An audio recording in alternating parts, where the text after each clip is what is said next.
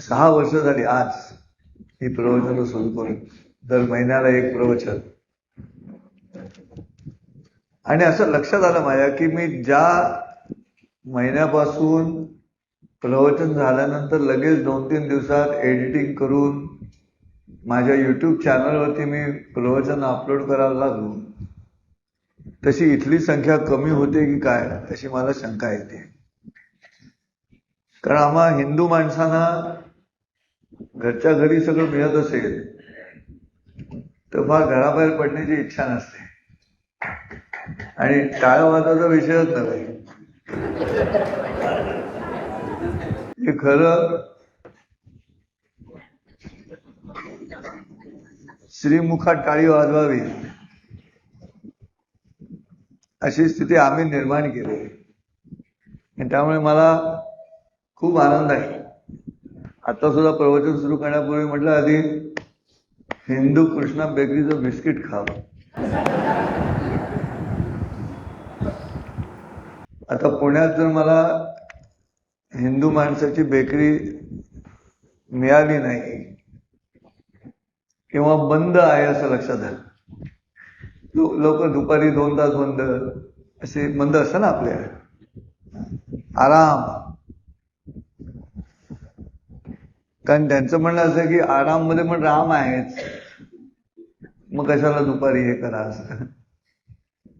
तर मी चिंचडून मागवणार, हिंदू कृष्णा बेकरीतूनची बिस्किटं खाणार मी. आणि त्यात मैदा नाही असं त्यांनी सांगितलेलं असल्यामुळे मी जे खाल्लं त्यात आता मैदा नव्हता. हे सुंदर बिस्किट आहे, छान. त्यांचा प्रचार करतो ते आलेत म्हणून नव्हे, मुळातच मला कोणीतरी हिंदू माणूस व्यवसाय सुरू करतोय बेकरीचा, ह्याच्यातच मला इतका अभिमान आणि आनंद आहे की जेवढं अभिनंदन करावं तेवढंच होत आहे. पुण्याला जशी संतोष बेकरीचं पॅटीस वेड लागल्यागत प्रसिद्ध आहे, तसं वेड चिंचवडकरांना ह्या बेकरीचं लागावं अशी गोंदवलेकर महाराजांच्या चरणी मी प्रार्थना करतो. 6 वर्ष गेली, श्रोतेहो, कळलं नाही. दर महिन्याला मी इथे येतो एकदा, आणि साऱ्यांना ठाऊक आहे की हा माझ्या व्यवसायाचा भाग नाही, म्हणजे कसलाच नाही. इथून काही मला मिळेल अशी भूमिका घेऊन आर्थिक दृष्ट्या 6 वर्ष मी इथे आलोच नाही.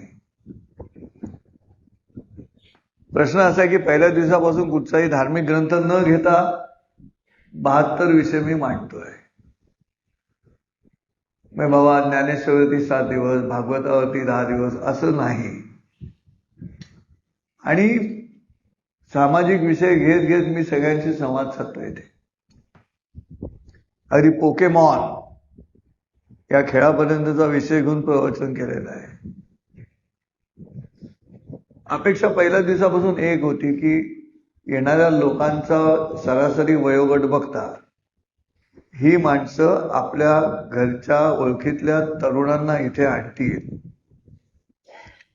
आणि कालांतरानं हा हॉल ओव्हरफ्लो होईल. अगदी सुरुवातीला असं घडलं, इथे येऊन बसली होती माणसं माझ्या बाजूला. मग हळूहळू जेव्हा त्यांच्या लक्षात आलं की हा गुरुदेव उपाध्याय असं म्हणत असला माणूस तरी हा काही चमत्कार करत नाही,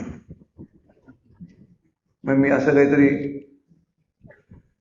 काही करत नाही, हा काहीतरी गुरुदेव उपाध्याय म्हणत असला तरी सुद्धा गुरुदेव म्हणण्यापाठीमागचं कारण स्पष्ट होतं माझं, की मला सर म्हटलेलं आवडत नाही. ब्रिटिशांनी तो तयार केलेला शब्द आहे, in service I remain. In service I remain मधला SIR जो आहे तो मी तुमच्या चाकरीमध्ये राहणार आहे अशी भूमिका घेऊन sir, in service I remain sir. मग तो सर नको, मग दुसरा कोणता घ्यायचा असा प्रश्न आला. मग काही जण गुरुजी उपाध्याय, मग काही गुरुदेव उपाध्याय, काही जण नुसतेच देवा, काही जण नुसतेच उपाध्याय. म्हटलं तुम्हाला हवं ते म्हणा, पण काय म्हणतो ते ऐका. घाऱ्या म्हटलं तरी चालेल. गुरुजीत म्हणायला पाहिजे असा अट्टहास पण नाही. प्रश्न असा आहे की गेल्या काही वर्षांमधली आमच्या राष्ट्राची स्थिती पाहिली तर आमच्या व्यक्तिगत पूजा करत असल्यामुळे आम्ही एकत्र येत नाही. आणि माझं राजाभाऊ आणि सुहासचं बोलणं ते झालं. मी पुण्यात ही प्रवचनं सुरू केली होती आणि हे दोघं तिकडे ऐकायला आले होते. अत्यंत निश्चयानं निग्रहानं सगळी प्रवचनं ऐकणारं एक जोडपं इथे बसलेलं आहे. ते पुण्यालाही येत होतं. एक कुंभोजकर जोडपं इथे बसलेलं आहे. नमस्कार तर उभं राहून आपली परिस्थिती आपण करायची. एकही प्रवचन त्यांनी सोडलं नाही. पुण्यामध्ये सुद्धा पाऊस पडत असला तरी दोघं रेनकोट घालून.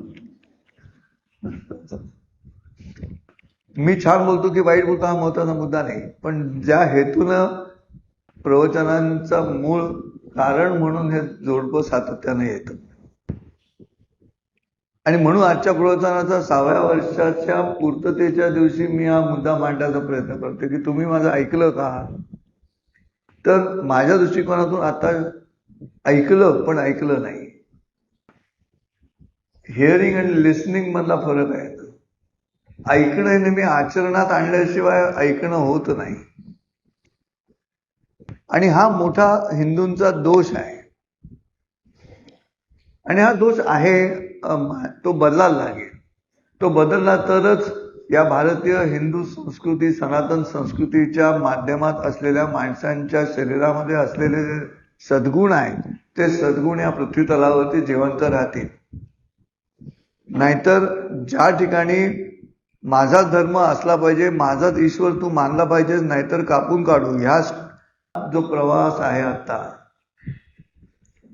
इतके शांतीदूत जन्माला आले पण जगात शांती आली का. नाही आली. त्याचं उत्तर मोठमोठे शांतीदूत झाले सगळे, पण जे सनातन संस्कृतीच्या बाहेरचे शांतीदूत आहेत त्यांनी धर्मप्रचारच केला, म्हणजे पंथप्रचारच केला. आणि त्यामुळे हिंदू या शब्दाबरोबर धर्म म्हणजे रिलिजन असा जो अर्थ आता आहे तसा अर्थ आपल्याला घ्यायचा नाहीये. ही एक निसर्गाच्या नियमाप्रमाणे स्वतःहून निर्माण झालेल्या संस्कृतीचे रूपक आहे, सत्य आहे. कुठे घंटा वाजले आता. काय वेळेवर वाजली त्यांनी. ही हनुमंताची कृपा. आणि ही संस्थापक नसलेली सनातन संस्कृती आहे, म्हणून हा सगळा उपक्रम राबवायचा. नाहीतर गप्पाष्टकाच्या माध्यमातून लोकांना हसवत होतो, भरपूर कार्यक्रम मिळत होते, अर्थार्जन होत होतं, सगळंच चालू आहे. ETV वरती प्रवचनाला सुरू केली ती त्यांनी बंद केली.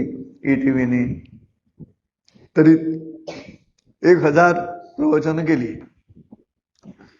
3 वर्ष दररोज सकाळी 6 ते 6:30 गीतेवरती मी बडबड करत होतो. आणि संजय असल्यामुळे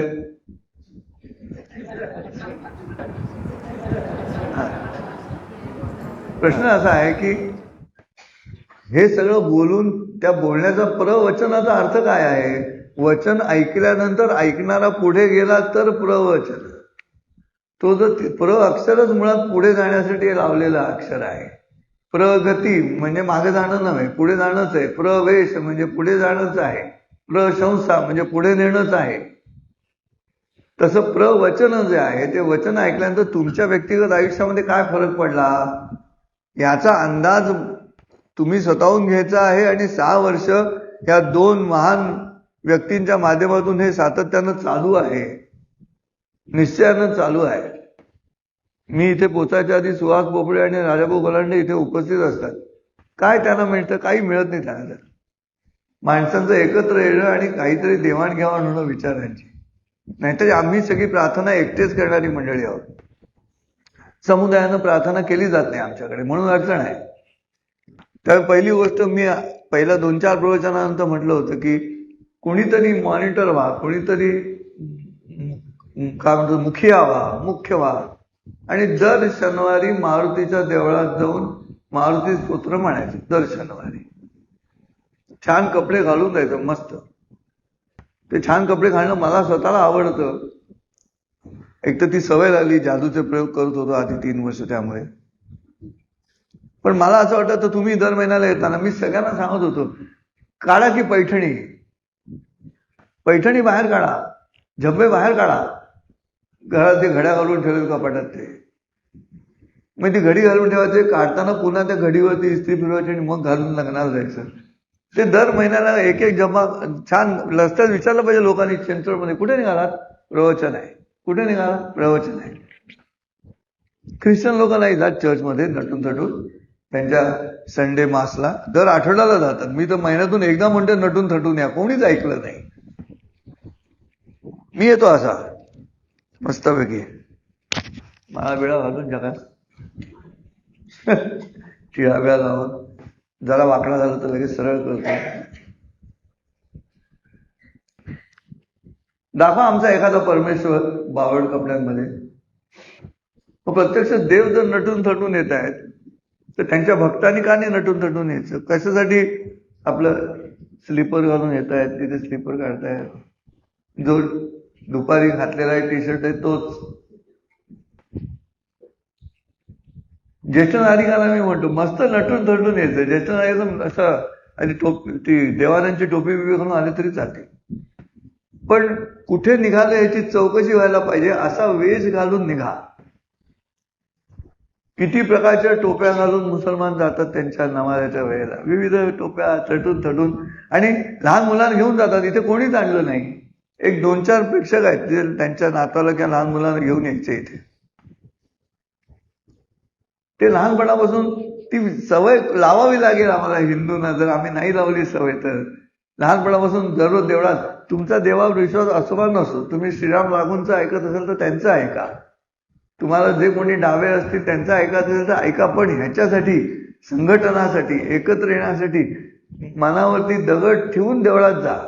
तुमचा विश्वास नसेल देवावर तर. पण त्या पोराला देवळात घेऊन जा लहानपणापासून.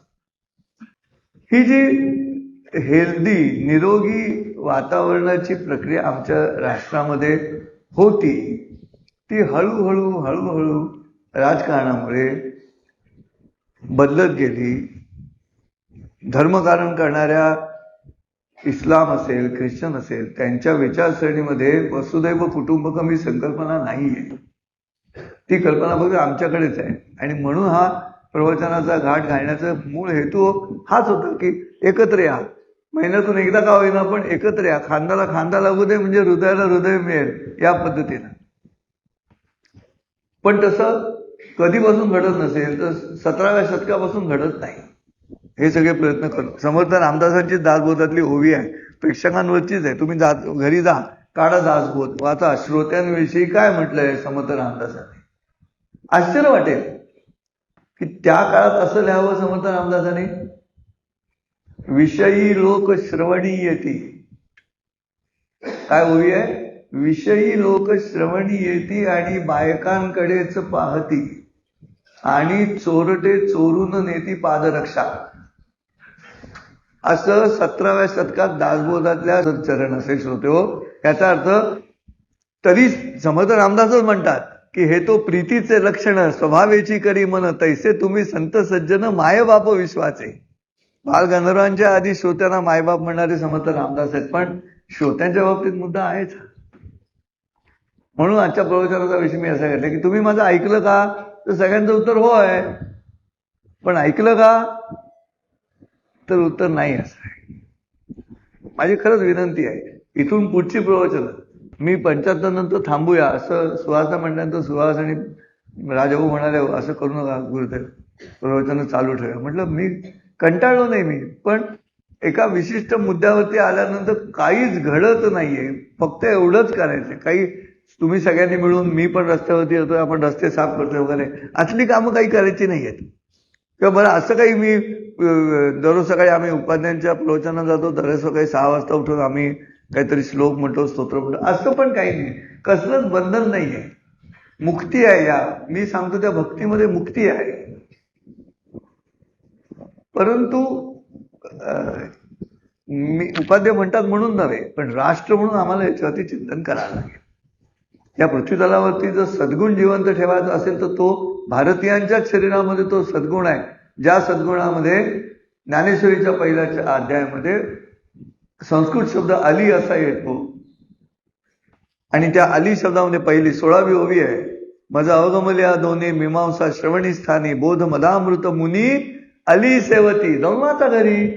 असं मी म्हटल्यानंतर घरी जाऊन उत्सुकतेनं उपाध्ये म्हणाले की 16वी ओवी पहिल्या अध्यायातली अली तिथे कुठून आला. मग अलीचा अर्थ काय. मूळ तो संस्कृत शब्द आहे का की प्राकृत शब्द आहे. त्याचा अर्थ काय आहे. भुंगा आहे, भ्रमर आहे. मग भ्रमरला मोह कशाचा असतो. तो असतो मधाचा. मग तिन्ही शब्द एकत्र केले तर मोहम्मद अली तयार होतो. हे जेव्हा मी प्रवचनातून सांगायचा प्रयत्न करतो त्यावेळेला ऐकणाऱ्यांच्या इंटेलेक्च्युअल लेवलला मी आवाहन करायचा प्रयत्न करत असतो की तुम्ही जाऊन तपासा तरी. मी जे बोलतोय ते कानातून ऐकलेलं आहे. माझं प्रवचन झाल्यानंतर इथे नाश्ता दिला जातो तर त्याच्यावर ते पोटात नको मी सांगतो ते. आणि दुसऱ्या दिवशी ते कानातून मनात जाऊ दे ना, कानातून डोक्यात जाऊ दे ना, कानातून तर ते ऐकलं. तर ऐकलं नाही ना. किती पहिल्या दिवसापासून माझं याच्यावरती हे चालू आहे. त्याच्यासाठीच इथे येण्याचं कारण आहे. तुमची उपस्थिती हे तर मोठं भांडवल आहेच आता. पण त्या उपस्थितीचा त्याची परिणिती जी आहे ती आम्हाला कशा तरी चर्चेमध्ये व्हायला पाहिजे. म्हणून आज हे जेव्हा आले किंवा ते ऍडव्होकेट जे आहेत उदगीरून इथे याचं काही कारण नाही. पण अत्यंत महत्वाची 2 पुस्तकं त्यांनी मला भेट दिली. मला मस्त खाद्य दिलंय वाचायला. घटनेवरचं पुस्तक आहे त्यांचं कॉन्स्टिट्यूशनचं की घटना बदलायची का आणि घटना बदलायची का. तर दोन्ही कामाला फरक आहे. आणि आत्ता बोलता बोलता त्यांनी मला सांगितलं की लोकसंख्या नियंत्रणाचा मुद्दाच घटनेत नाही. असं जेव्हा ते बरोबर ना वकील साहेब. हा प्रश्न असा आहे की व्हॅलिड मुद्दा आहे तो घटनेच्या बाबतीमध्ये. आज ती अडचण झालीच आहे आणि ते आपल्या मनोवृत्तीवरती अवलंबून आहे. आपल्या मनोवृत्तीवरती अवलंबून आहे. म्हणून मला असं वाटतं की कावेळेला थोडं निर्बुद्ध व्हावं. अतिज्ञानी झाल्याने अडचण निर्माण होते. कारण ज्ञान फोडतं माणसाला. ज्ञान एकत्र ठेवत नाही. अणू रेणू प्रत्येक बारीक बारीक कण शोधत चालले पण सेपरेशन चाललंय. एकही चॅनल नाही या जगामध्ये जो ब्रेकिंग न्यूज हा शब्द वापरत नाही. ब्रेकिंग न्यूजच वापरत आहे. कोणी जॉईनिंग न्यूज म्हणत नाही. माणसं जोडण्याची प्रक्रिया पाहिजे. जॉईनिंग न्यूज आहे. मूल जन्माला आलं उत्तम पद्धतीनं ह्याच्यावरती चर्चा व्हायला पाहिजे. ट्रेनमध्ये that should be the headline की मुंबईच्या लोकलच्या गर्दीच्या ट्रेनमध्ये बाईच्या पोटात काळा सुरू झाला आणि सगळ्या बायकांनी फटाफट कव्हर करून त्यातल्या एका बाईनं त्या बाईची डिलिव्हरी केली. ही न्यूज का नाही जॉईनिंग न्यूज म्हणून. ट्रेनमधनं लटकणारा खांबावर आपटून पडला. ही बातमी असू शकते पण त्या बातमीतून तुम्ही दिलं काय समाजाला. गोंधळ तिथे येऊन थांबला. आमच्या मनामध्येच ती विषण्णता आहे. ती विषण्णता काढायला लागेल तरच उत्साह. नाहीतर तुमच्या दारात जेव्हा विचारलं जाईल तुम्ही कलमा पडता का तेव्हा हा प्रश्न येणार आहे. ते चांगलं की वाईट हा नंतरचा मुद्दा. प्रश्न असा आहे की दुसऱ्याचं अस्तित्व मला नको ही संकल्पना आपल्या भारतीय सनातन संस्कृतीत नाहीये. त्याचा परिणाम आहे 3 कोटीचे 20 कोटी होणं. ही सहिष्णुता नाही तरी हे इनटॉलरंट म्हणतायत. मुद्दा हाच आहे. मग पाकिस्तानमध्ये का नाही वाढले हिंदू. जर ते टॉलरंट असतील. आमचे डावे जे लेखक आहेत सगळे सातत्यानं गोंधळ घालत राहतात एकसारखे. लेफ्टिस्ट आहेत स्वतःला इंटेलेक्च्युअली रिच समजतात. ते काय करतात नेमकं. मग ते तिथे हा चौकशीचा मुद्दा नाही येणार. बांगलादेशमध्ये काय घडलं, तिकडे काय घडलं, बेलगामला काय घडलं, आत्ता काय घडलं इथे, आज इंग्लंडमध्ये काय घडतंय, आज अमेरिकेमध्ये काय घडतंय. जरा जेवढं सुद्धा सावधपणा नाही. तुमचं मन मोठं मोठं मोठं करीत ज्या देहामध्ये तो सद्गुण आहे मन मोठ्याचा तो देहच जर नाहीसा व्हायला लागला तर तो सद्गुण ठेवणार कुठे तुम्ही. असं सांगण्यासाठी म्हणून आम्ही हा उपक्रम 6 वर्ष राबवला. 6 वर्षानंतर मी माझं मन मोकळं करतोय. काय गाडी आडवी आली. हा चल.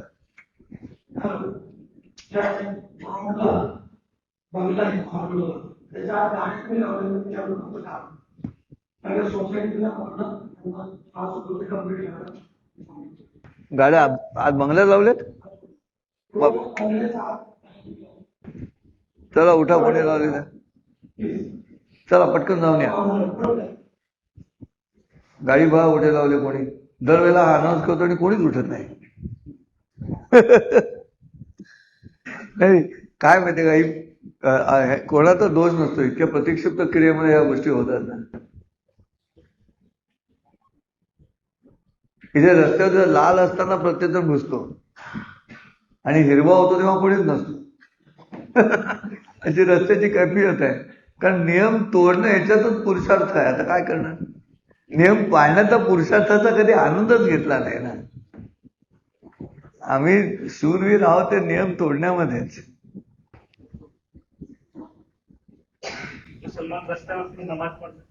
तेव्हा तसंच आहे, त्यांना कोणी थांबवलं नाही. ते आले की नाही, पण ते त्यांच्यामध्ये आता तोच मुद्दा झाला की सारसबागेमधला मुद्दा झाला. तो प्रश्न असा आहे की ते त्यांच्या धर्माने दिलेल्या सूचना पाळतात, एवढंच बघावं. बरोबर आहे. मग आमच्या इथे अशा सूचना नाहीत ना, तर सूचना द्यायला गेलेल्या माणसाला तुम्ही फॅनेटिक म्हणणार, त्याला उजवा ठरवणार, आणि मग डावे तर्जनी गालात खुपसून ज्येष्ठ विचारवंत असे फोटो छापून आणणार. हे मानवी नाही, हे मानवतावादी, असं जे काही मेणबत्त्या वगैरे नंतर बाहेर पडतात त्या, हे आत्मस्तुतीच्या मोहात अडकलेली मंडळी आहेत. त्यांना व्यवहार आत्ता काय वास्तव तर कळलं पाहिजे. अर्जुन डावाच होता पहिल्या अध्यायामध्ये. अर्जुन कुठे उजवा आहे भगवद्गीतेमध्ये? अर्जुन लेफ्टिस्टच आहे पहिल्या अध्यायामध्ये. जेव्हा म्हणतो मी लढत नाही, माझ्या नातेवाईकांना का ठार मारू, हा लेफ्टिस्टचाच प्रश्न आहे. आणि कृष्णाने त्याला उजवा केला. आपण किती अध्याय लागले त्याला उजवा करायला. 17 अध्याय गेले. त्याच्यानंतर कृष्ण दमला, म्हणाला मी ते घोडे चालवायला आलोय आणि ते तोंड चालवावं लागलं, आणि तुझा मागे वळून तो तिकडे बसल्यावरती. हे काय आहे? तर इथे निसर्ग नियम आपण आणला नाही. म्हणून मी इथे सगळ्यांना ते सांगत होतो की मुलांना घेऊन या. मुलं आली तर त्यांच्यासाठी मी लहान मुलांची गाणी म्हणेन, त्यांची करमणूक करीन. वा मस्त, उपाध्याय काका धमाल करतात म्हणून पोरं प्रवचनाला येतील. येऊ देत ना, कानावर जाऊ देत त्यांच्या. हे डॉक्टरांच्या औषधासारखं आहे. तरुण पोरांना घेऊन या. मी सगळ्या ज्येष्ठ नागरिकांना सांगितलं, तुमच्या मुलांना सांगा की तू जर उपाध्यांच्या प्रवचनाला दर महिन्याला आला नाहीस तर प्रॉपर्टी तुझ्या नावावर करणार नाही.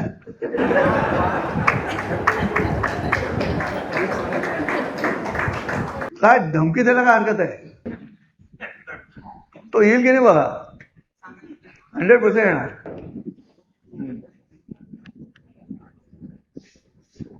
ती म्हातारी बाई रिक्षावाल्याला सांगते की एवढी चिठी माझ्या ह्याला देऊन मुलांना नेऊन दे म्हणून. तर त्याच्यात लिहिलं होतं की कपाडाच्या दुसऱ्या खणामध्ये कपड्यांच्या मागे मी सोनं लपवलेलं आहे. म्हातारी विधवा, असं परत व्हिडिओ आलाय. आणि मग तो रिक्षावाला परत जाऊन देतो त्या मुलांना. मग ती सून आणि मुलगा दबा कपडे धुते, काहीच मिळत नाही. वडिलांचा फोटो सापडतो कपड्याच्या खाली. मग ते येतात विचारायला वृद्धाश्रमामध्ये की काय गं तू सोनं होतं म्हणे, काहीच नाही, फोटो मिळाला. मग रिक्षावाला तिथं होता, तर म्हणे काय झालं, काय माहितीये का, मी असं केलं म्हणून इथे आले तरी. मला सोडायला पण आले नव्हते वृद्धाश्रमात, रिक्षातूनच पाठवलेलं. त्यांना परत त्यांनी यावं म्हणून मी आयुष्य राहिले.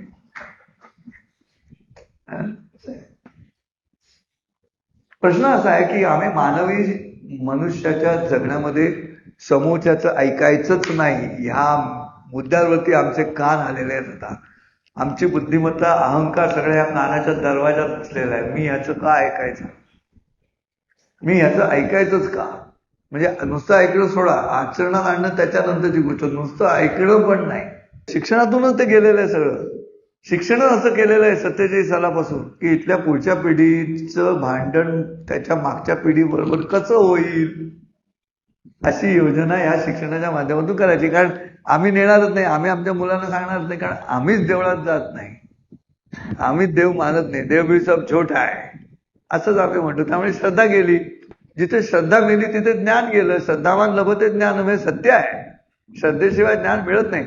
तुम्ही कॉम्प्युटरवरती किती ज्ञान मिळवलं आणि मग किती सुंदर पद्धतीनं तुम्ही घरात राहता आहात, या सगळ्या गोष्टी नगण्य ठरतात. नाशिकमध्ये बिबट्या आल्या, व्हिडिओ बघितला तुम्ही बिबट्याचा? ते सगळे पत्रकार एकाच दिशेनं धावत सुटले. मला होते म्हणून मी आज कविता टाकते फेसबुकवर. डावे पत्रकार उजवे पत्रकार सगळे एकाच दिशेने धावत सुटले. डावी उजवी विसरले आयुष्य. जे डावे उजवे लेफ्टिस्ट म्हणून होते ते पत्रकार आणि राईटिस्ट झाले पत्रकार सगळे बिबट्या मागे लागल्यानंतर एकाच दिशेनं धूम ठोकली त्यांनी. आहे की नाही? क्वेश्चन इज दिस. हा 72 प्रवचन झाल्यानंतर मी सुहासला म्हटलं, सुहास असं का नाही घडलं की आम्हाला स्क्रीन लावावा लागला? असं घडायला हवं आहे. मला त्यावेळेला मी खूप उत्साहात येत होतो की कोणीतरी एक माणूस जरी दुसऱ्याला घेऊन आला पुढच्या प्रवचनाला तर त्याला पकडून ठेवण्याची जबाबदारी वक्ता म्हणून माझी, की तो त्याच्या पुढच्या प्रवचनाला येईल अशी व्यवस्था करून. म्हणून हे जे मधनं हसवणं जे आहे, आनंदामध्ये प्रवचन करणं, त्याचं कारणच मुळामध्ये ते आहे, गंभीर प्रवचन करण्यापेक्षा. पण एक तर माझं तरी चुकतंय किंवा माझं चुकतंय असं की मी कमी पडतो श्रोत्यांना प्रभावित करण्यासाठी की तुम्ही माणसं आणा, कारण असं आम्हाला सांगायला लागेल लोकांना, हा फरक कळवावा लागेल. ब्रह्म अबराम आणि इब्राहिम मध्ये ब्रह्म का आहे तिन्ही ठिकाणी? त्यात अ आणि ई हे अपभ्रंशानं लागणारे जोडाक्षराच्या आधीचे स्वर आहेत, कारण त्या भाषेमध्ये जोडाक्षरानं सुरू होणारा शब्द बोलता येत नाही, म्हणून ते स्टेशन डायरेक्ट त्यांना म्हणता येत नाही, म्हणून ते स्टेशन म्हणतात, ते इस्टेट बॅक म्हणतात, इस्टॉप म्हणतात. गाण्यामध्ये सुद्धा अस्थायी म्हणतात, ती स्थायी आहे कधी अस्थायी नाहीये. पण जोडाक्षरानं सुरू होणाऱ्या शब्दाला उच्चारण्यासाठी मागच्या स्वराचा स्टेपबोर्ड करून पुढच्या स्वरावरती जावं लागतं. म्हणून ब्रह्मच्या मागे अ लागला, ब्रह्मच्या मागे ई लागला. काही शतकांचा हा भाषेचा बदल आहे, कारण तेव्हा काही नव्हतंच ना. वसुदैव कुटुंबकम जेव्हा महोपनिषदाने म्हटलं तेव्हा कुठे काय होतं, कुठे धर्माची कल्पना होती? नव्हतीच कल्पना त्यावेळेला. म्हणजे धर्माची व्याख्याच वेगळी होती, आत्ता जी घेतो ती नव्हती. मग ते मान्य करायला काय हरकत आहे? ते मान्य करायला काय हरकत आहे? आणि ही मग कसं कळवायचं? लोकांना समुदाय पाहिजे, त्याला संघटन पाहिजे. संघटनाशिवाय शक्य नाही. टिळकांना कर्मयोग घेऊन सुद्धा टिळकांना शेवटी गीता रहस्यामधला हात मुद्दा सापडला, गणेशोत्सव सुरू करता का? आम्ही एकत्र येत नाही, आमचे गणपतीच वेगवेगळे. त्याच्यावरती विनोद येऊनही आमच्यात फरक पडत नाही. तो गाण्याचा विनोद आला होता, असं शर्ट उसवलेला आणि पॅन्ट अशी खाली उसवलेली फाटलेली, लालबागच्या गणपतीला जाऊन आला गाड्या. घरी गणपती बसवलेलाच आहे, तरी या लालबागच्या गणपतीला जाऊन आल्या. आणि मग त्याचा अवतार बघून घरचा गणपती त्याला विचारतो की तुझा माझ्यावर भरोसा नाही काय? इथे मानसिक दृष्ट्या विचार केला, माणूस म्हणून जगण्याचा विचार करायला गेला मला. आणि माणूस म्हणून जगण्याच्या प्रक्रियेमध्ये आत्ता या क्षणाला धर्म सोडा, पण भारतीय संस्कृतीचा विचार केला. त्याला हिंदू म्हणू नका, सनातन शब्दाचाही राग असेल तर तेही म्हणू नका, पण जे मूळ रचना आहे त्या रचनेमध्ये लिव्ह अँड लेट लिव्ह मधली जी कल्पना आहे ती जर तिथे उपलब्ध आहे, मग तीच मांडताय ना तुम्ही. सेक्युलर जर असेल शब्द श्रोते हो, तर सेक्युलर हा वसुदैव कुटुंबकम या शब्दामध्ये सेक्युलरच आहे. ते कुठे हिंदुत्ववादी आहे वसुदैव कुटुंबकम?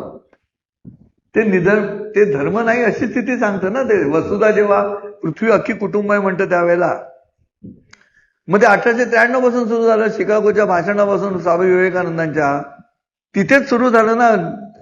धर्मनिरपेक्षता त्या पहिल्या संबोधनामध्येच विवेकानंदांच्या धर्मनिरपेक्षता आहे. जर धर्मनिरपेक्ष शब्द घटनेमध्ये नंतर घातला गेला असेल तर त्याचा मूळ प्युअर शुद्ध साजूक अर्थ जर घ्यायचा असेल तर तिथे धर्मच नाही कोणताच. तर त्या वाक्यामध्ये my sisters and brothers of America हा धर्मनिरपेक्षच नाही का? आमच्या डोळ्यामध्ये अडचण आहे, आमच्या कानांमध्ये अडचण आहे, तिथे येऊन थांबते. म्हणून तुमच्या सगळ्यांना हातून विनंती एवढीच आहे की कुठेतरी वैचारिक दृष्ट्या नीट समजून घेऊन, समजावून घेऊन, स्वतःहून समजून घेणं किंवा समजावून घ्यावं, कुठे जावं, ऐकणाऱ्याच्या समज जाऊन सांगावं आणि ऐकणाऱ्याने समोर जाऊन ऐकावं, तेव्हा माणूस म्हणून जगण्याची प्रक्रिया आपली शुद्ध होणार आहे, तो होणार नाही. आणि मग तसं घडलं नाही. मी खरंच लहान मुलांची गाणी म्हटली असती, तर लहान मुलं आणली असती ना इथे, तर लहान मुलांना गाणी ऐकवता ऐकवता मी त्यांना सिग्नल सांगितला असता. आम्ही तिघे भाऊ एका खांबावर राहू, खांबावर न वाहनांची गंमत आम्ही पाहू. हा धर्मच आहे. आम्ही तिघे भाऊ एका खांबावर राहू गाणं ऐकवलं असतं मी. मी मोठा भाऊ नाव रंगलाल माझे, सिग्नल कळलं असतं ना मुलांना. लालाचं वर्णन, हिरव्याचं वर्णन. मग मधला काय म्हणतो, मी मधला भाऊ माझा रंग आहे पिवळा, रस्त्यावरचे सगळं मला म्हणते बावळा. मोठ्याचे ऐकले मी तर गाड्यांना धावती, धाकट्याचे ऐकले मी तर गाड्यांना थांबती. कळत नाही मला मी कुणाची बाजू घेऊ, आम्ही तिघे भाऊ. हा धर्मच आहे, हा धर्मच आहे. मी पण आमच्या 6 वर्षामध्ये कोणीही लहान मुलांना इथे आणलं नाही. मी जाहीर सांगून की मी त्यांची करमणूक होतो, त्यांना इथे घेऊन या. दिसू दे मारुती, दिसू दे गोंदवलेकर महाराज, येऊ दे इथे, कळू दे हा सनातन धर्म काय सांगतोय. धर्म म्हणण्यापेक्षा ही संस्कृती काय, ही मनोवृत्ती काय आहे, सगळ्यांना एकत्र घेऊन जगण्याची प्रक्रिया आहे. म्हणून वसुदैव कुटुंबकम आहे, हे कळू दे ना मुलांना. आमच्या शिक्षणाने ते कळवलं नाहीये, ठरवून कळवलेलं नाहीये. 4 शिक्षण मंत्री मुसलमान आहेत, पण त्या वेळच्या संपूर्ण शिक्षण प्रक्रिया आणि राजकीय प्रक्रियेमध्ये भारतामध्ये, म्हणून आता तो मुद्दा आला की विक्रमादित्य का ठाऊक नाही, झाशीची राणी का ठाऊक नाही, शिवाजी महाराज का ठाऊक नाही, पण आम्हाला औरंगजेब चांगला होता असं म्हणण्या इतपत आज परिस्थिती निर्माण करण्यात आली. याचं कारण काय घडलं? धर्म सोडा, त्यांचं आचरण नव्हतं. त्यांनी स्वतःच्या वडिलांनाही औरंगजेबाने तुरुंगामध्ये टाकलेलं आहे. पाण्याचं भांड फुटका येतं, ते अख्खं भांड दे असं जेव्हा सांगितल्यानंतर तो नाही दिलं औरंगजेबाने शहाजहानला. शहाजहानची पर्शियन भाषेतली कविता आहे, तो औरंगजेबाला कविता लिहून सांगतोय की अरे ते हिंदू बघ, ते मेलेल्या स्वर्गातल्या माणसाने खाली बोलवून जेवायला घालतायत, तुझा बाप जेवण ते तू त्याला पाण्याचं भांड देत नाहीस. ही संस्कृती, धर्माची नावं सोडा, हे माणसाने माणसाची वागण्याचं लक्षण नाहीये का? मग का नाही आमच्या लहान मुलांपर्यंत तो विषय गेला? म्हणून ते ऐकायला आलो, म्हणून ते ऐकायला गेलो नाही, असं दुःख आहे मला. डोळ्यातून पाणी येतं घरी जाताना की नाही घडलं ते. तरुण पोरं आली असती तर मी अशी शिटी मारून त्यांची करमणूक केली असते. लेट देम कम, या इथे, तुम्हाला सांगतो मी त्यातली काय गंमत आहे ती, या संपूर्ण संस्कृतीतली काय गंमत आहे ती तुम्हाला सांगतो.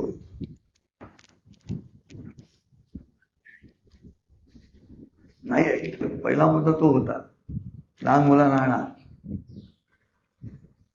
चांगले कपडे घालून या, सुंदर. रस्त्याने जाताना विचारलं पाहिजे, अरे काय ग पैठणी, असं मैत्रिणी, हो का, उपाध्यायांचं प्रवचन आहे. Make it religious. रिलिजियस हे धार्मिक नाही, रिलिजियसली म्हणजे अंतःकरणपूर्वक श्रद्धापूर्वक केलेली गोष्ट म्हणजे धार्मिक. धर्म तो क्षत्रिय धर्म, तसं करायचं ना, ते का नाही करायचं? आणि नाही त्यातलं सातत्य सोडायचं नाही, सातत्यालाच यश असतं. यश सातत्यालाच असतं. असं ऍट रॅन्डम परफोरेटेड गोष्टी करून आयुष्यात काही घडत नाही. शेवटी कन्सिस्टन्सी लागते त्याला, आणि तीच महत्वाची.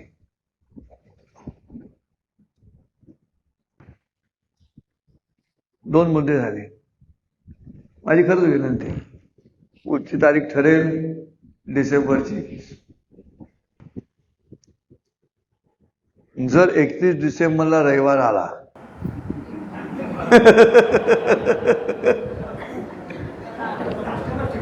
काशीधाम रिकाम संध्याकाळी, प्रत्येकाच्या घरी दंगल कार्यालय, मंगल कार्यालयाच्या ऐवजी दंगल कार्यालय.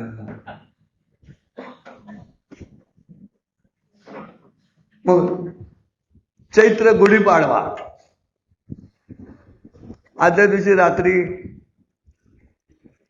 मस्तपैकी भजन, प्रवचन, सुंदर भावगीत. का? उद्या चैत्रपाळ. पण आपल्या इथे सूर्य उगवल्याशिवाय आम्ही उगवत नाही, सूर्य उगवून सुद्धा आम्ही उगवत नाही. बरोबर आहे, पण आम्ही मावळत्या सूर्यालाही अर्घ्य देतोच ना. मावळत्या दिनकरा आहे ना भारत आंबे, अर्घ्य तुझ जोडुनी. काय आहे निसर्ग देवतेवरती इतकं नितांत प्रेम करणारी संस्कृती आहे का कुठची? मग ती येऊ दे तरुण पोरांना, त्यांना सांगतो मी, ते करायला लागेल आम्हाला. वृक्षवल्ली आम्हा सोयरी वनचरी. तरुणांना कळलं पाहिजे, झाडं लावा. सोयर म्हणजे काय त्यांना माहिती पाहिजे. मूळ जन्माला लागल्यानंतर सोयर लागतं, मेल्यानंतर सुतक लागतं. तरुणांना कळू दे ना की काय आहे ते प्रकार. पण त्याच्यासाठी त्यांना आणावं तर लागेल. झाडं लावा, झाडं जगवा, करायला लागेल. लहान मुलांना मी सांगेन, तुम्ही घेऊन या पोरं, मी त्यांना सांगेन, जिकडे बघावं तिकडे बांधकाम, दिसत नाही फांदीनी मूळ, झाड तोडायचं माणसाला खूळ, नि सॉरी देवा तुला वाहतो मी बॅडमिंटन फूल. मुलांना रमणार नाहीत मुलं, 100% रमतील. पण माझ्या 6 वर्षामध्ये 72 प्रवचन 71 प्रवचन आलेल्या श्रोत्यांनी हा मुद्दा समजूनच घेतला नाही. तिथे मी म्हटलं की समज जाऊन घ्या की हा माणूस पुण्याहून कशासाठी येतो इथे, कशासाठी सुहास भोपळे आणि गोलांडे, राजाभाऊ गोलांडे सातत्यानं येऊन ह्या गोष्टी करतायत. काय कारण त्या पाठीमागे? त्याचं कारण संजय उपाध्ये, सॉलिड गुरुदेव उपाध्ये चक्र आणि मग फोटो, असं नाहीये.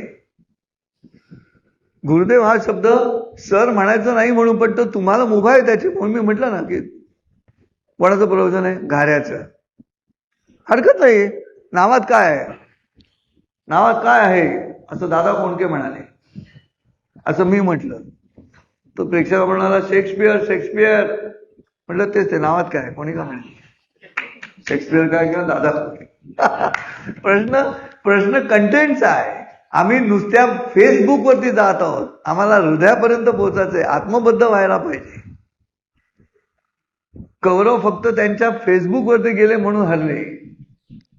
दुर्योधन म्हणतोय की आमचं सैन्य, माझं सैन्य पर्याप्त आहे पहिल्या अध्यायामध्येच, पण ते शिस्तबद्ध आहे. कोणाचं? कौरवांचं. पण कृष्ण म्हणतो पांडव जिंकणारच, कारण त्यांचं आत्मबद्ध आहे, शिस्तबद्ध नाहीये ते. दे आर बॉन्ड आहे, सोल टू सोल बॉन्ड आहे तो. असं कधी व्हायचं आम्ही, जे आता तथाकथित हिंदू या शब्दाखाली येणाऱ्या माणसांनी कधी यायचं का? कृष्णाचं नाव घेऊन माळव्यांना बेकरी सुरू करायची वाटणं आणि माईकवरती सांगणं की व्हेजिटेरियन खाऊन सुद्धा तब्येत बघा.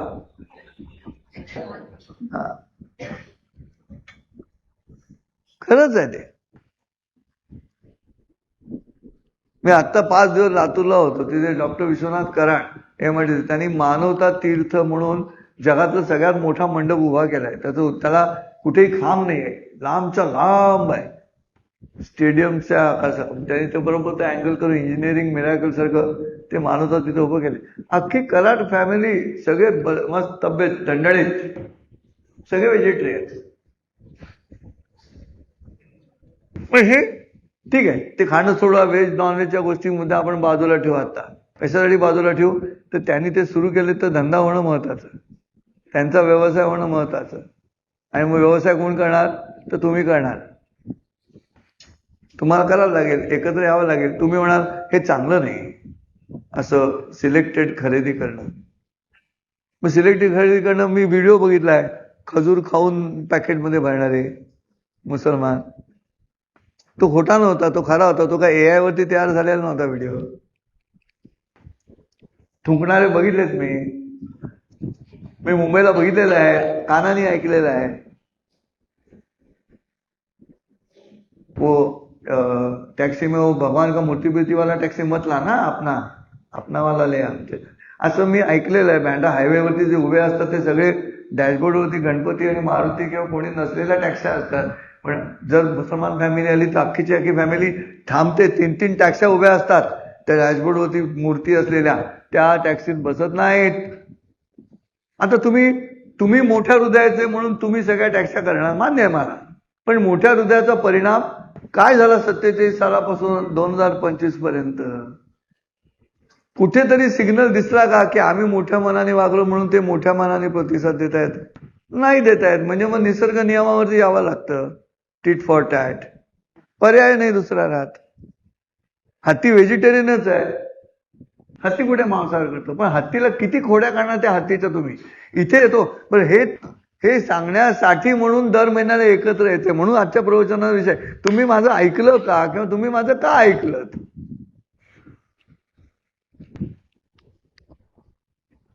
पुढे जायला लागेल ना. हे मी जी बडबड करतो आहे ती बरं तेवढ्या व्हरायटी घेऊन मी देवदयेनं, तिचा परमेश्वराची कृपा आहे. काय मी पामर जाणे अर्थभेद वदवी गोविंद त्याची वदे, आपुल्या बळे नाही मी बोलतो सखा कृपावंत वाचा त्याची.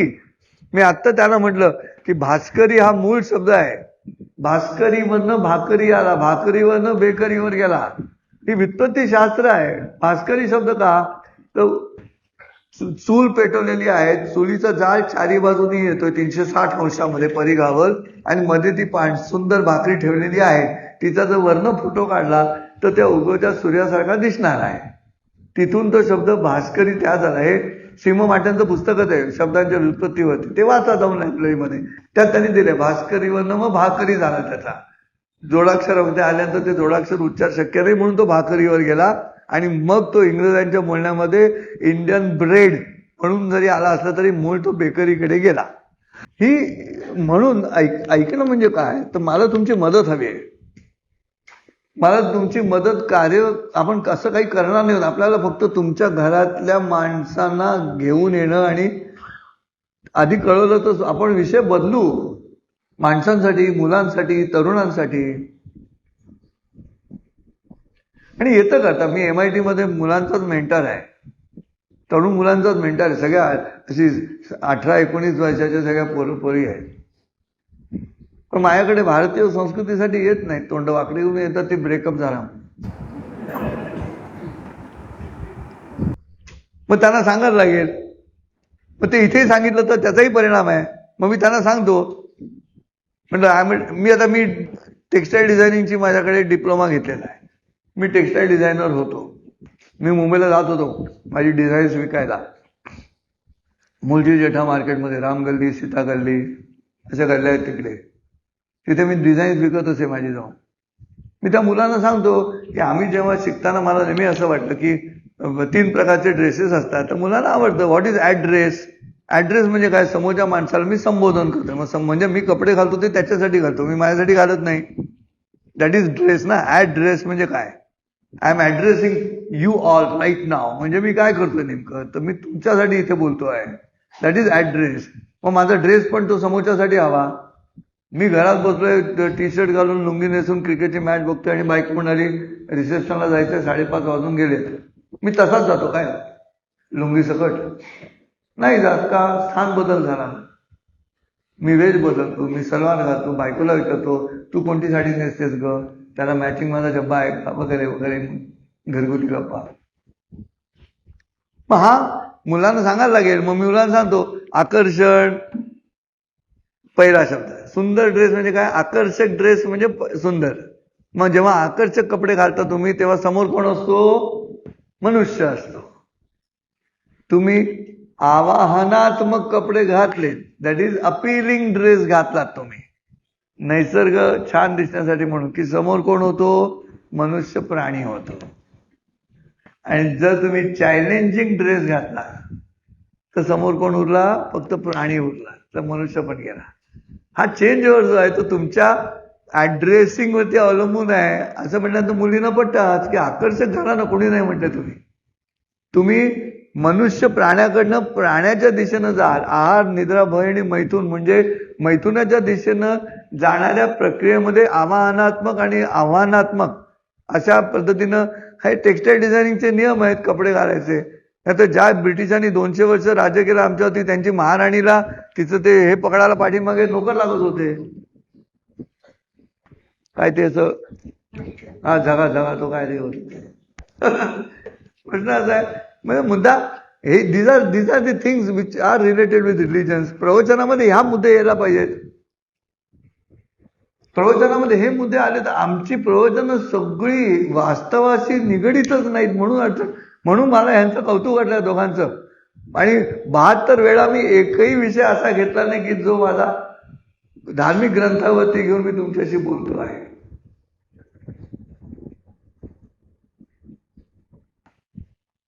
तो खेळ खेळल्यामुळे तुमच्या पाठीला पोक येईल आणि मान दुखेल. त्याला पोकेमॉन म्हणतात. असं मी तर अजून आठवते प्रवचनात सांगितलं त्या.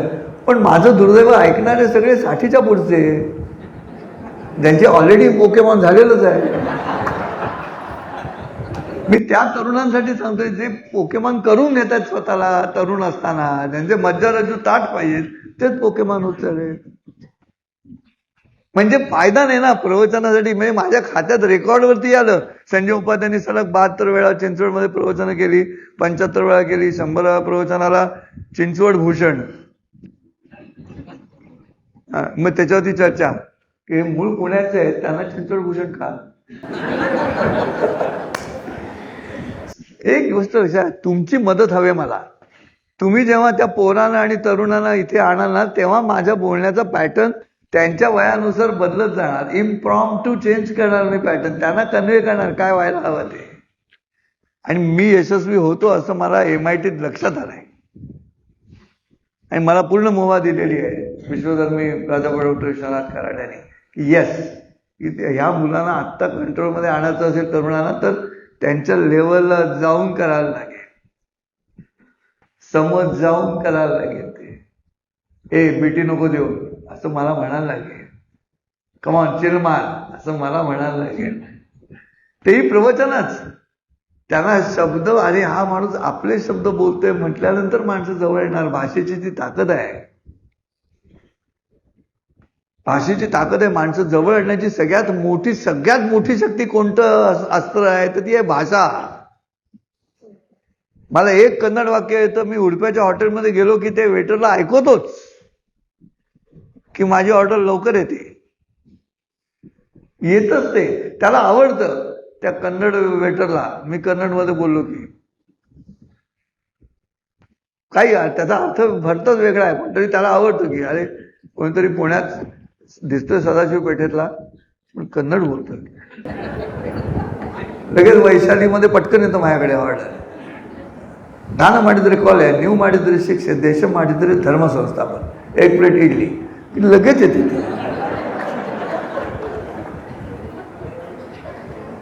येतच ते. तामिळनाडून आलेला विद्यार्थी आला की लगेच त्याला मीच त्याला विचारतो तमिळ तरी मा.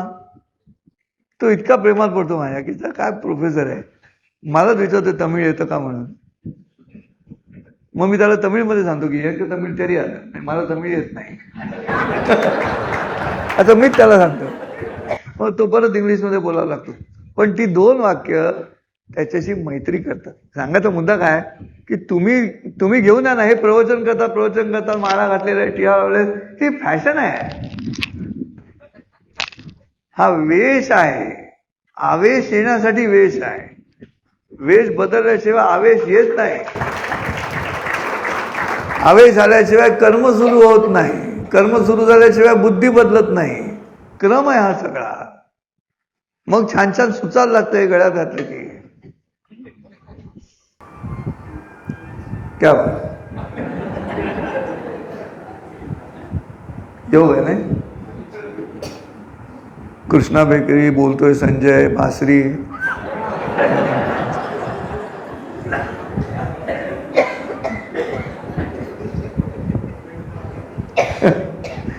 बघा शोधो. बाकी तशी प्रवचनं पण करता येतील, म्हणजे नुसती तुम्ही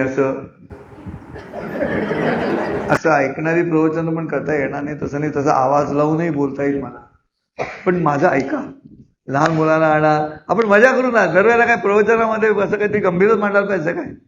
एकदम अशी 50-60 लहान पोरं बालवाडीतली सांगा, कुठच्या तरी शिक्षिकेला, बालवाडी शिक्षिका असतात, पोरांना घेऊन चल रविवारी संध्याकाळी 5 वाजता. तिथला पदार्थ बदलू आपण नाश्त्याचा पोरांसाठी. आज छिडतात चॉकलेट. पण त्यांच्या कानावर जाऊ दे ना, काय काय सुंदर आहे ते.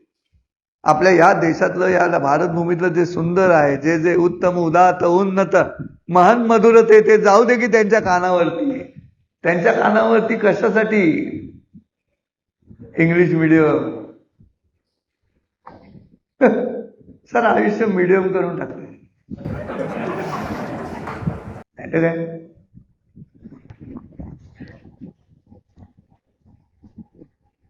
आई वडिलांचा पण दोष आहे.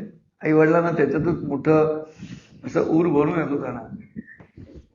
ते आपापसात इंग्रजीतच बोलतात मुलांच्या ते, आणि फालतू इंग्लिशमध्ये बोलतात. काय अर्थ नाही त्याच्या इंग्लिश. तू कीप क्वाइट, तू कीप क्वाइट. तो तुझा एल्डर ब्रदर आहे की नाही, मग तो पहिला स्कूलला जाणार एल्डर ब्रदर असल्यामुळे. हे काय इंग्लिश आहे. पण तेही चांगलं बोलत नाही. उत्तम इंग्लिश बोला, मग अतिशय असेल तर ॲस्थेटिकली रिच इंग्लिश बोला. मुलांना कळू दे की सुंदर इंग्लिश काय आहे ते पण नाही. म्हणून इथे आणायचं मुलाला. अशी मी मागणी केली होती. सुंदर कपडे घालून यावी. दुसरी मागणी केली होती, तिसरा भारतीय संस्कृतीचा धर्म म्हणून नव्हे, एक कल्चर म्हणून विचार करा. कुठच्याही प्रकारचा धर्मप्रचार म्हणूनही नव्हे. आता धर्मप्रचार करण्याची पाळी आमच्यावरती आणण्यात आली. प्रतिक्रियेमध्ये धर्मप्रचार करायला लागतोय. नाही तर तो कधीच केला नव्हता.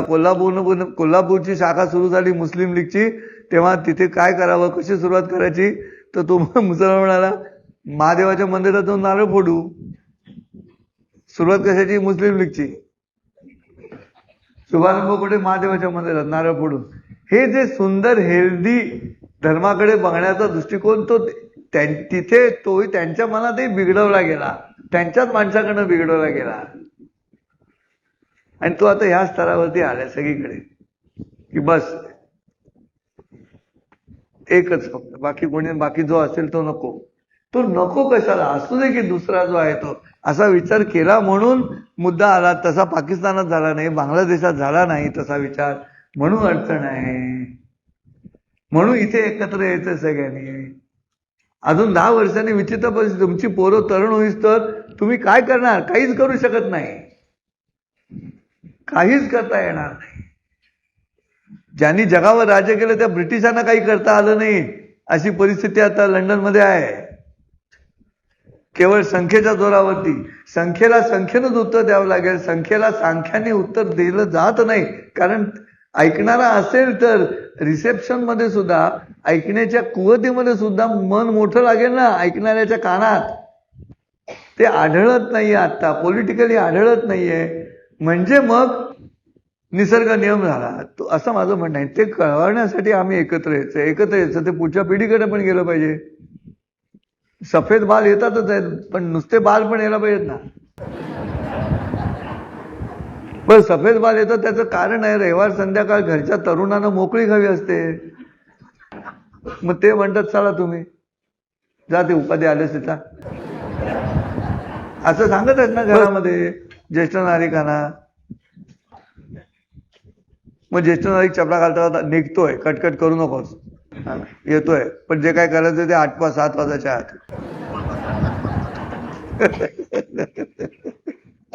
घराचे डायलॉग असतील. कारण म्हातारी माणसं नको, हे शिक्षणातून आलं ना. सेल्फ आयसोलेशन करत संख्या कमी होत चालली. हे सगळं कळवावं लागेल तरुणांना. ते हीच जागा आहे.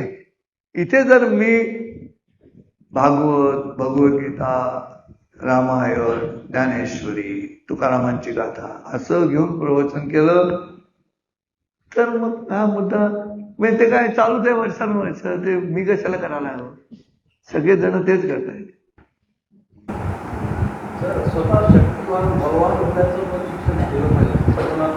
गांधीपेठ तालीम मित्र मंडळ आहे. गेल्या 6 वर्षात एकाही माणसाने चौकशी केली नाही तुमचं आखाडा कुठे आहे म्हणून. इथे जरी ज्येष्ठ नागरिक जरी गेले असते तरी चांगली तब्येत झाली असती. म्हणून हा माणूस आवडला मला. आणखी एक कुठे गेला, हा बघा, हा एक आहे, हा शिक्षक आहे, उभा राहा. ही काय तब्येत शिक्षकाची आहे? शिक्षकाची तब्येत नाही आहे. ह्यांनी धपाटा घातला तर पालक पोलीस स्टेशनमध्ये जातील म्हणून प्रॉब्लेम आहे. आमच्या मुलाला मारलं म्हणून. काहीतरी अघटितच घडतंय, ते थांबावं लागेल ना. स्वतः चिंचवडपासून सुरुवात करू, मोरया गोसावी म्हणत सुरुवात करू, गोंदवलेकर महाराज जय श्रीराम म्हणत सुरुवात करू, श्रीराम जय राम जय जय राम तिथे सुरुवात करू. मार ही त्राटिका रामचंद्रा, जोड धनी कार्मुका, सोड रे सायका, मार ही त्राटिका रामचंद्रा, विश्वामित्र टू राम. काय डायलॉग आहे असं मी इंग्लिशमध्ये सांगणार मुलांना. त्यांना लगेच काय विश्वामित्र टू राम म्हटल्यामुळे विश्वामित्र रामाला म्हणाले, मुलं ते म्हणून जाणार. माझी खरंच हात जोडून विनंती, या 2-3 गोष्टी माझ्यासाठी करा श्रोते. दरवेळेला एक माणूस घेऊन या, तो तरुण असावा अशी इच्छा आहे की नाही. तुमचं एवढं प्रेम नाही एकमेकांवरती की तुम्ही त्याला जबरदस्ती करू शकाल प्रेमाची. पोरं सांगतात म्हणून कवळी लावून पिझ्झा खाताना घरात.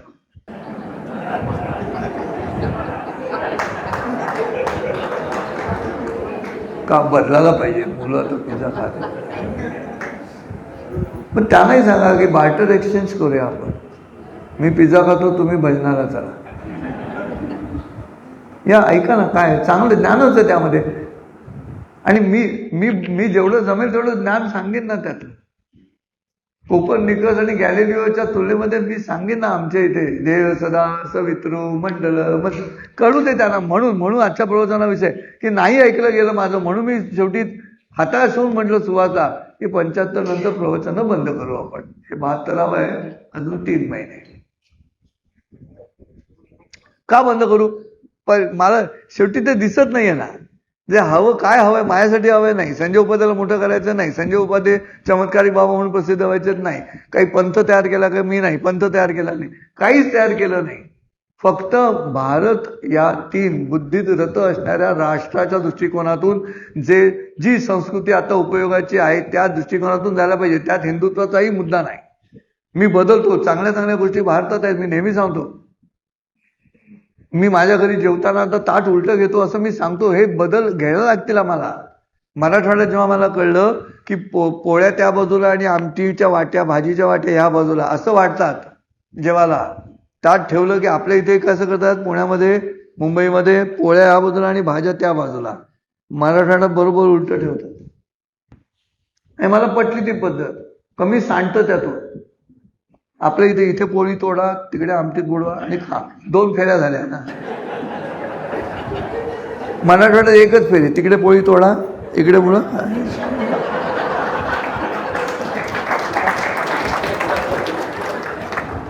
आम्ही का नाही बदलायचं? सोयीचं आहे, लॉजिकल आहे, तर्कशुद्ध आहे. आमच्यात नाही. हे मुलांना सांगायला लागेल. What is that? आमचं कळवावं लागेल. असं नसतं आमचं बिमचं.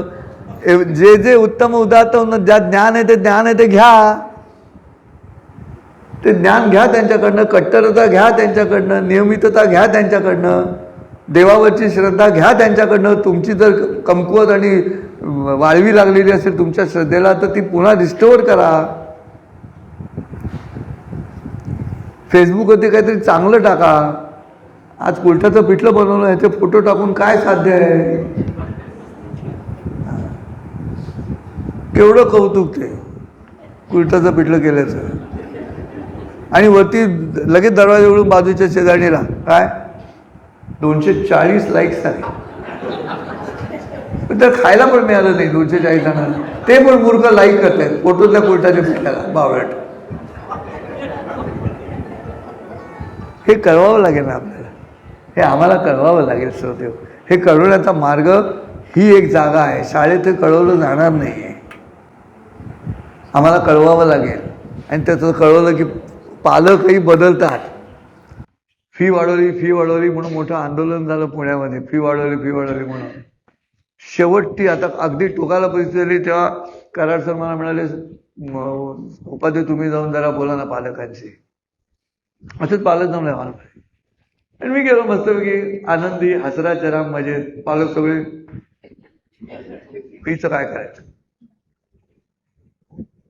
मग मी विचारला पहिला प्रश्न, हा वक्ता म्हणून कसबाचा मुद्दा सोडा, पण चेंज ओव्हरसाठी संवादाची प्रक्रिया काय असायला पाहिजे इथे करायचा प्रयत्न 72 प्रवचन मी तो करत आहे प्रयत्न की समोरच्यांना कळू दे. मी त्या पालकांना प्रश्न विचारला, डॉमिनोजचा पिझ्झा खाणारे किती जण आहेत त्यांनी हात वर करा, असा पहिला प्रश्न होता भाषणाचा माझ्या. सगळ्या पालकांनी मुलांसकट हात करत असेल. मग मी म्हटलं, जो पदार्थ तुमच्या पोटात गेल्यानंतर 12 तासही तुमच्या पोटात राहत नाही, दुसऱ्या दिवशी सकाळी तो कसं का होईना पण बाहेर पडतो तो मैदा.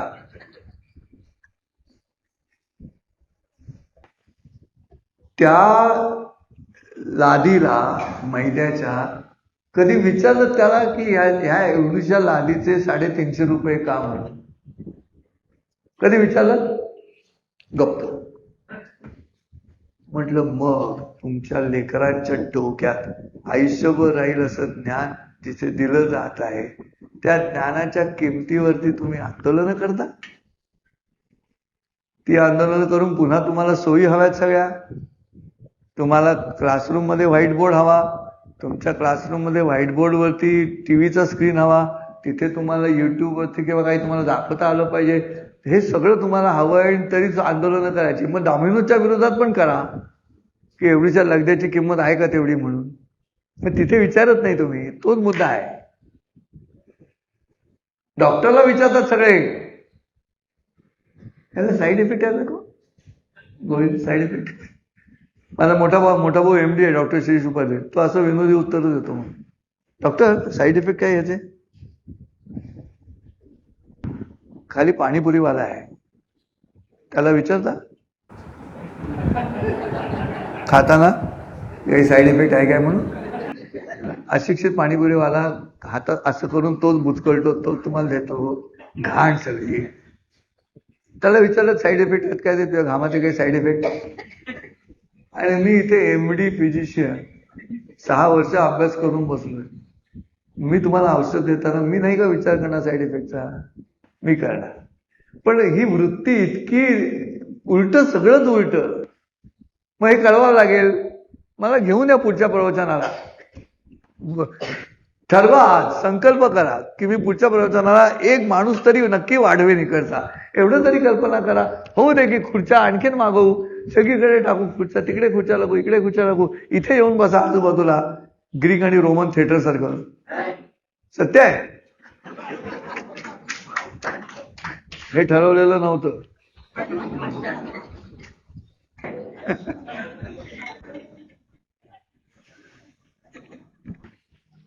बघा माझं काय म्हणजे, शेवटी समाज सुधारणा हा जो प्रवचनाचा हेतू असेल ना, तो दरवेळेला तो भगवद्गीता, रामायण, ज्ञानेश्वरीतूनच साध्य होईल असं नाही. उदय अस्ताचनी प्रमाणे सूर्याचे न चालता चालणे, असं मी माझ्या मुलीला समजावून सांगितलं. ती म्हणाली म्हणजे इतकी वर्ष, 700 वर्ष आधी सूर्य स्थिर होत आहे भारतात माहिती होतं. म्हटलं हो, पण मग काय म्हणत तुम्हाला नाही माहिती? ते भारताला माहिती होतं, तुम्हाला माहिती नाही, कारण तुम्हाला कोणी सांगितलं नाही. आणि मी सांगायला गेलो तर तू असा आवाज काढतेस काय, ते जुनं पुराण सांगता म्हणून. जुनं पुराण ज्ञान आहे त्यामध्ये किती झालं तरी. बघा विचार करायचं होतं. या महत्वाच्या टप्प्यावरती 6 वर्ष पूर्ण झाली म्हणून मी तुमच्याशी हा संवाद साधतो की मला तुमच्याकडनं पुढचे 3 प्रवचन, पुढचे 75 पर्यंत मला जर बदल आढळला नाही, रागवू नका. हे काही असं धमकी बिमकीचा मुद्दा नाही. पण मग माझा जो उत्साह आहे ना, कसलीच अपेक्षा न करता चिंचवडला दर रविवारी यायचं, मस्तपैकी दुपारचं जेवण झालेलं त्याची टाळून द्यायची मस्त. त्याच्याऐवजी 3:30ला उठा, पाण्याच्या भागाला. तो बिचारा माझा ऑफिसर नितीन जोशी, तो म्हणे हे काय रविवारी सुट्टी आहे मला, तरी साहेब बोलत होतो ते गाडी काढून चिंचवड. कशासाठी करायचे? त्याच्या पाठीमागे कारण आहे. त्याचे रिटर्न्स काय? मला काही रिटर्न्स नको, मला एवढे रिटर्न हवेत की हे जे मुद्दे आज आमच्या भारतीय माणसांना कळायला हवेत, जेणेकरून आम्हाला आता हे गृहस्थ म्हणाले तसं की शक्ती तयार करता येईल का. बळेविण शक्ती बोलू नये असं जे हरिपाठाच्या पहिल्या अभंगात म्हटलेलं आहे, तर ते बळेविण शक्ती बोलू नये, ते बळ आणायला लागेल. त्यातून व्यायामशाळा सुरू करायला लागतील. मग गजानन महाराजांच्या पोथीवरती करतो प्रवचन, पण मी त्यातलं हरिपाटलांनी ती बलदंड मुलं तयार करण्याची प्रक्रिया जी आहे त्याच्यात गजानन महाराज दडलेले आहेत असं सांगायला लागेल ना गजानन महाराजांच्या भक्तांना. महाराज ते आमच्या गजानन महाराजांचे भक्त मग मी निघाले घरातून आणि लगेच रिक्षा मिळाली, महाराजांची कृपा. हा तो योगीराज तुझ्या रिक्षेसाठी वापरतेस तू, लगेच रिक्षा मिळाली म्हणून. हे प्रवचनकारांची चूक आहे, कीर्तनकारांची चूक आहे. त्यांनी शहाणे करूनच सोडावे सगळं जन ही संकल्पनाच राबवली नाही प्रवचनांच्या माध्यमातून. त्यांनी स्वतःचं महत्व वाढवण्याच्या प्रक्रियेमध्ये दरवेळेला शिष्यगणांची संख्या वाढवा आणि महाराज महाराज महाराज महाराज संख्या वाढवा, पर्यायच नाही दुसरा. नाहीतर आता जे इंग्लंडचं घडतंय, जे जर्मनीत घडतंय, जे ऑस्ट्रेलियात घडतंय ते हळूहळू घडायला लागलं तर संपूर्ण पृथ्वीच्या रचनेमध्ये सगळ्या पृथ्वीला एकच कुटुंब म्हणणाऱ्या संस्कृतीचे सद्गुण ज्या देहामध्ये अस्तित्वात आहेत ते देह जर नाहीसे झाले तर या पृथ्वीचा विनाश अटळ आहे. आम्हाला थांबायचं म्हणजे किमान आमच्या राष्ट्रापुरतं तरी आम्हाला थांबावं लागेल. ऑलरेडी तिकडून सुरू झालेली आहे काटाकाटी. माहिती नाही, हे धार्मिक बोलणं नाही, हे माणूस म्हणून बोलणं आहे. हे त्यांना नाही कळत आहे, समजावूनही कळत नाहीये, सांगूनही कळत नाहीये त्यांना, अजिबात कळत नाही. ते त्यांच्या त्या एकाच याच्यावरती आहेत बस. कलमा पडा तो मेरा नहीं तो जाओ. जाओ मतलब जाओ, हे चांगलं नाही. हे बौद्धिकदृष्ट्या समजावायचा प्रयत्न करायला लागेल. आपणही तेच करायचं हे त्याचं उत्तर आहे का? तर तसंही उत्तर आपल्याला म्हणता येत नाही, कारण आमच्या संस्कृतीमध्ये असं कधी विचारच केलेलं नाही आहे. पृथ्वीराज चव्हाणांनी सोडलं आणि एकदा पृथ्वीराज चव्हाण पकडला गेला, त्यांनी कुठे सोडलं? म्हणजे जेवढा वेळा सोडलं पृथ्वीराज चव्हाणने आपल्या शत्रूला, त्या शत्रूच्या मनात फरक पडला का? नाही पडला ना फरक.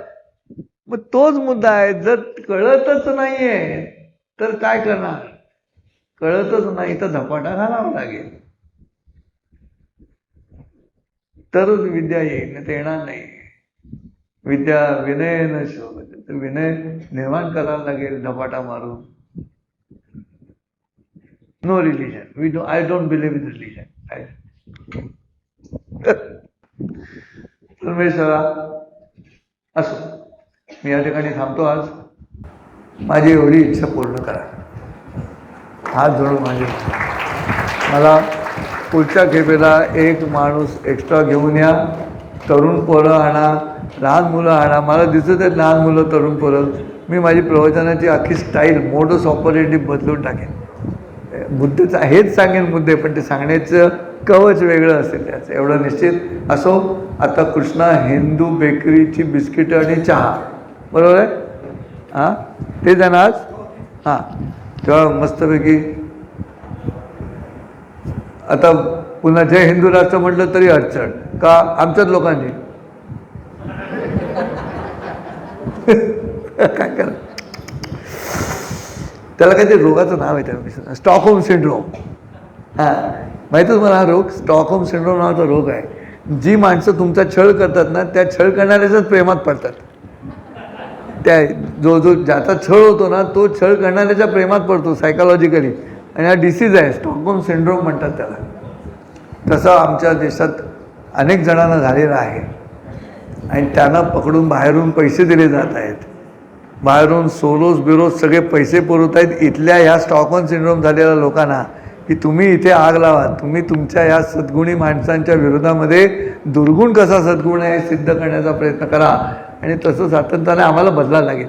ज्ञाती कुळ माझे गेले हरवून याची भूमिका घेऊन करायला लागेल. आता बिहारमध्ये घडलंच आहे, आता जे घडले ते बिहारमध्ये. पण आता ते याच्यावरती येईल ना, ते हरदासाची कथा मूळ पदावर. EVM, लबाडी, वोट चोरी, आता सुरू आहे सगळं. हा, सुरू झालंच आहे. हो, अहो दुसरा उद्योगच नाही ना. एक सिंपल गोष्ट सांगतो. सासूला जर घरात तिचं अस्तित्व अबाधित ठेवायचं असेल, नवीन आलेल्या सुनेच्या तुलनेत, तर तिला सुनेचा विरोधच करावा लागतो.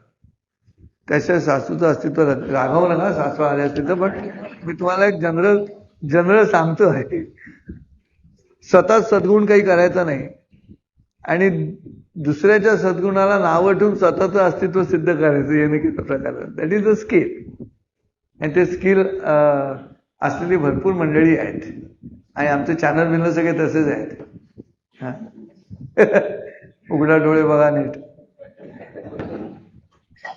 असं म्हणतात आणि स्वतः डोळे मिटून चालू असेल. असो, थांबूया. खूप मजा आली आज गप्पा मारायला. पण खरंच सांगतो, 72 प्रवचनामध्ये मी एकदाही मी तुमच्याकडे काही मागितलं नव्हतं. मी विनवणी केली होती एवढीच की माणसं घेऊन या.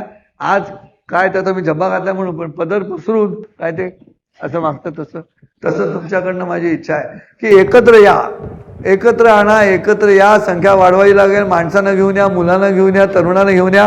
मी काय करायचं ते उद्योग करीन त्यांच्याशी गप्पा मारताना. अंडरस्टँड? यस.